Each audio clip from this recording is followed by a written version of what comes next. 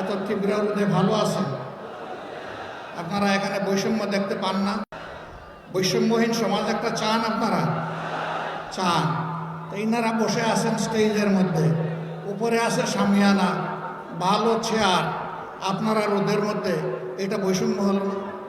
তো কই আওয়াজ তুললেন না? তো আওয়াজ তুলে বলতেন যে আমরা এই বৈষম্য মানি না। আপনারা বড় ভালো মানুষ, ধৈর্যশীল, এই জন্য আওয়াজ তুলেন নাই। আপনাদেরকে ধন্যবাদ। আলহামদুলিল্লাহ রাব্বিল আলামিন ওয়াসসালাতু ওয়াসসালামু আলা রাসূলিল কারীম ওয়া আলা আলিহি ওয়া সাহবিহি ওয়া আহলি বাইতি আজমাইন, আম্মা বা'দ।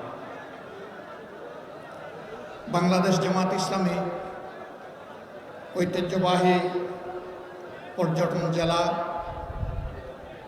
কক্সবাজার কর্তৃক আয়োজিত সরকারি কলেজ মাঠের এর বিশাল কর্মী সম্মেলনের সম্মানিত সভাপতি, বিশিষ্ট জননেতা, বাংলাদেশ জামাত ইসলামী কক্সবাজার জেলা শাখার সম্মানিত আমির জনাব নূর আহমদ পাটোয়ারি আনোয়ারি, মঞ্চে বসা বিশেষ অতিথিবৃন্দ, বাংলাদেশ জামাত ইসলামীর দুইজন সহকারী সেক্রেটারি জেনারেল জনাব হামিদুর রহমান আজাদ এবং জনাব মৌলানা মোহাম্মদ শাহজাহান, আপনাদেরই এই কক্সবাজারের গর্বিত সন্তান, মাটি এবং মানুষের নেতা, অন্যান্য নেতৃবৃন্দ, সহকর্মী ভাই ও বোনেরা, শহীদ পরিবারের সম্মানিত সদস্যবৃন্দ, বিভিন্ন আন্দোলনের সংগ্রামে বিশেষ করে 24-এর গণবিপ্লবে আহত আমার প্রিয় সহকর্মীবৃন্দ, সাংবাদিক বন্ধুগণ, আমি প্রথমেই আপনাদের সকলের কৃতজ্ঞতা আদায় করছি। দীর্ঘ সময় জুড়ে সকাল 9টা থেকে এই সম্মেলনের কার্যক্রম শুরু হয়ে এখন পর্যন্ত ধারাবাহিক চলছে। আর 9টার এই কর্মী সম্মেলন সফল করার জন্যে অনেকে সকাল থেকে এসে এখানে অবস্থান করছেন। আল্লাহ তাআলা আপনাদের এই ত্যাগ এবং কুরবানিকে কবুল করুন। এর উত্তম প্রতিদান আল্লাহ দুনিয়া এবং আখিরাতে আপনাদেরকে দান করুন। এর বিনিময়ে দুনিয়ার মর্যাদা এবং আখিরাতের যে কোনো ধরনের মুশকিল থেকে, বিপদ থেকে আল্লাহ আপনাদেরকে আমাকে রক্ষা করুন। প্রধান অতিথি হওয়ার একটা সুবিধা আছে। এর আগে বিভিন্ন বক্তা এবং অতিথিবৃন্দ যে বক্তব্যগুলো রাখেন, আসলে প্রধান অতিথির অনেকটা বলা হয়ে যায়। আজকে আপনারা ধরে নিতে পারেন আমার সহকর্মীবৃন্দ যেই সমস্ত বক্তব্য রেখেছেন, এই সবগুলোই আমার নিজের বক্তব্য। তারপরেও যেহেতু এখানে এসেছি, সংক্ষেপে 2-1টি কথা বলে আমরা বিদায় নেব। আপনাদেরকে আর বেশি কষ্ট দেব না ইনশাআল্লাহ।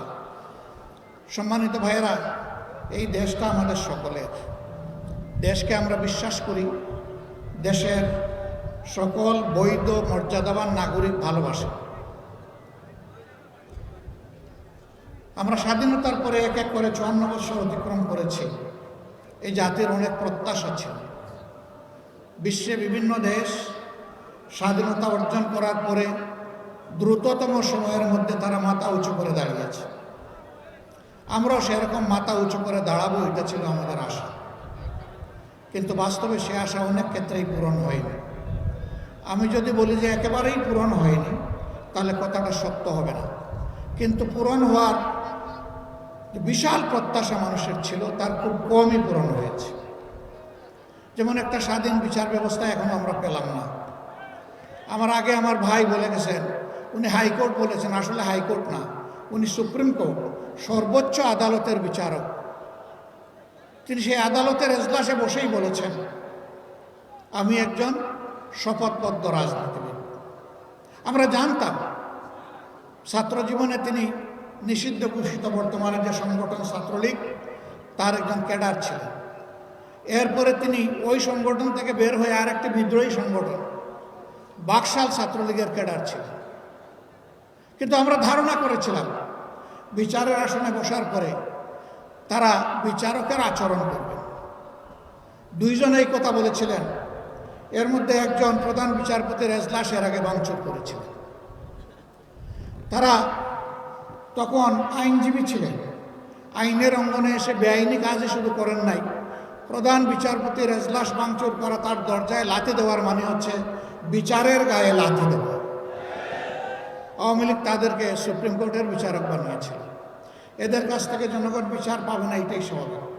তাই ও বিচারের শিকার হয়ে আমাদের 11 জন কলিজার টুকরা শীর্ষ নেতৃবৃন্দ তারা দুনিয়া থেকে বিদায় নিয়েছে। কাউকে ফাঁসিতে ঝুলানো হয়েছে, কাউকে মৃত্যুর দিকে ঠেলে দেওয়া হয়েছে। আল্লামা গোলাম আজম রাহিমাহুল্লাহ থেকে শুরু করে আল্লামা দিলাওয়ার হোসেন সাঈদী পর্যন্ত সকলকে তাদেরকে ঠান্ডা মাথায় বিচারের নামে হত্যা করা হয়েছে। আল্লাহ তাআলা সকল সুকর্ম এবং অপকর্মের পাওনা যথাযথভাবে এই মানুষকে একটা জায়গায় পরিপূর্ণভাবে দেবেন। সূরা জিলজালের শেষ 2 আয়াতে আল্লাহ এটা ঘোষণা করেছেন, ফামান ইয়ামাল মিসকালা যাররাতিন খাইরান ইয়ারা ওয়া মান ইয়ামাল মিসকালা যাররাতিন শাররান ইয়ারা। যে সূক্ষ্মাতি সূক্ষ্ম সূচের অগ্রভাগ পরিমাণ ভালো কাজ করে আমার কাছে আসবে, অবশ্যই আমি তাকে তার পরিপূর্ণ প্রতিদান নিজ হাতে দান করব। আবার যে ওরকম সূক্ষ্মাতি সূক্ষ্ম অপকর্ম করে আমার কাছে আসবে, তারও পাওনা আমি সেদিন চুকিয়ে দেব। কিন্তু দুনিয়াকে আল্লাহ কিছু দিবেন না? হ্যাঁ, আল্লাহ বলেছেন দুনিয়ায় দেব। যারা অপকর্ম করবে আমি দুনিয়ায় তাদেরকে অপমানিত করব, লাঞ্ছিত করব। অধ্যাপক গোলাম আজম, তাকে অনেক মিথ্যা গালি দেওয়া হয়েছে, অপবাদ দেওয়া হয়েছে, জেলের মধ্যে তাকে মৃত্যুর দিকে ঠেলে দেওয়া হয়েছে। সেই সময় বিরোধী দলের হরতাল অবরোধ চলছিল যখন তিনি দুনিয়া থেকে বিদায় নেন। সারা বাংলাদেশের আমাদের কর্মীদের আবেগের ঠিকানা ছিলেন তিনি। সেই দিনটি যদি যান চলাচল করত, সেদিনের দৃশ্য কী হতো আমি জানি না, কিন্তু অবস্থা খুবই ভয়াবহ ছিল। আমি তখন বাংলাদেশ জামাত ইসলামের সেক্রেটারি জেনারেলের দায়িত্ব পালন করছি। সরকার এমন ভীতিকর অবস্থা সৃষ্টি করে রেখেছিল, রাতের বেলা ঝুঁকি নিয়ে তার মুখটা দেখে এসেছি, কিন্তু দিনের বেলা তার জানাজায় আমি শরীক হতে পারি না। এরকম শুধু আমি না, এরকম লাখো লাখো মানুষ এই সুযোগ নিতে পারে না। তারপরেও তার জানাজা ছিল অভূতপূর্ব, লোকে লোকারণ্য, চতুর্দিক। আল্লাহ তাআলা যাকে সম্মান দেন তার সম্মান কেউ কেড়ে নিতে পারে না। তুইজ্জু মান তাশাউ ওয়া তুযিল্লু মান তাশাউ বিয়াদিকাল খায়র ইন্নাকা আলা কুল্লি শাইইন কাদির। ইজ্জত দেওয়ার মালিক আল্লাহ, বেইজ্জত করার মালিক আল্লাহ। হ্যাঁ, আমাদের এই সমস্ত নেতৃবৃন্দের বিরুদ্ধে মিথ্যা অভিযোগ দিয়ে দুনিয়া থেকে বিদায় করা হয়েছে, কিন্তু একজন নেতাও বাংলাদেশ থেকে কোথাও পালিয়ে যাওয়ার সামান্য কোনো চিন্তাও করেন নাই, চেষ্টাও করেন না। মীর কাসেম আলী, ইনি তো আমেরিকায় ছিলেন, আমাদের সংগঠন বলে নাই, তার দরদি বন্ধুরা বলেছিল don't come back to Bangladesh, বাংলাদেশে ফিরে আসবেন না। তিনি বলেছেন কেন? বলেছে আপনার বিরুদ্ধে মিথ্যা মামলা দিয়ে আপনাকে অপমান করবে।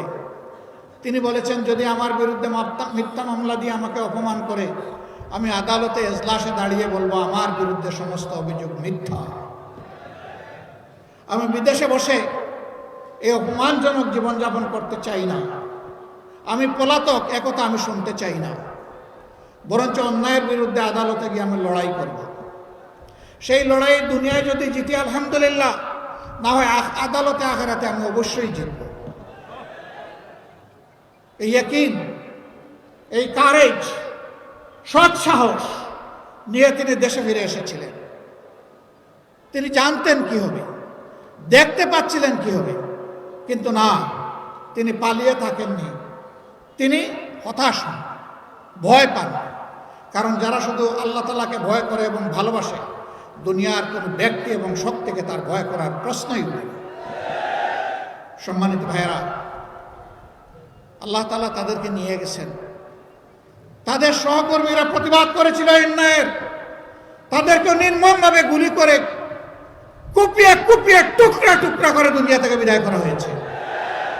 এ সংখ্যা একজন দুইজন নয়, শত শত, শুধু পুরুষ নয়, পুরুষ এবং মহিলা উভয়ই। 9 বছরের শিশু থেকে শুরু করে 90 বছরের বৃদ্ধ। দৈনিক আজকের বাংলা .net